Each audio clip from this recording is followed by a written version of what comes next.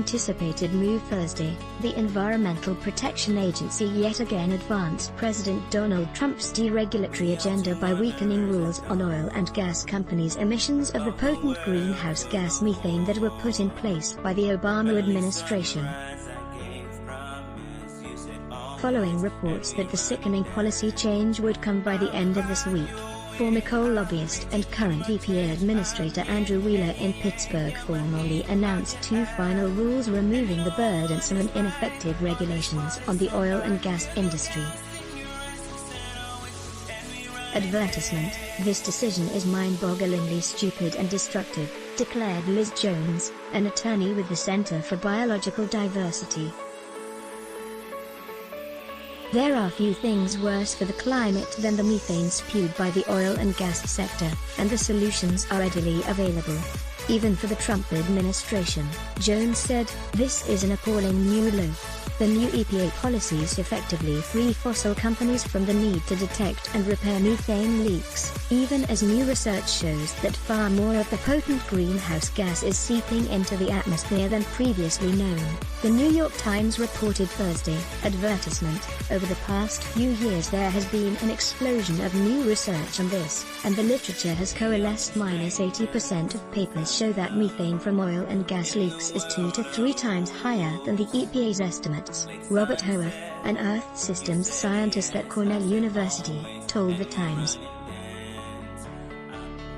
It's crazy to roll back this rule, warned Howarth, who last year published a study on North American gas production and methane emissions. 25% of the human-caused warming over the past 20 years is due to methane. Methane is going up. We need it to go down. Julie McNamara, senior analyst in the Climate and Energy Program at the Union of Concerned Scientists, UCS, concurred that methane emissions need to be urgently reduced and condemned the Trump administration for enabling the fossil fuel industry to pollute with impunity, pocketing short-term profits while leaving communities to deal with the damage for decades to come.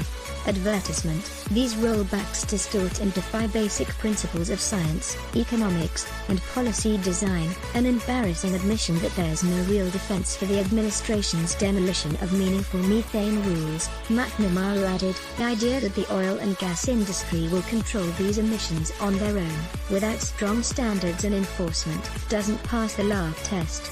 Adrian Shelley, director of Public Citizens Texas office, also called out the administration for catering to the wishes of polluters and propping up a failing industry. He warned in a statement Thursday.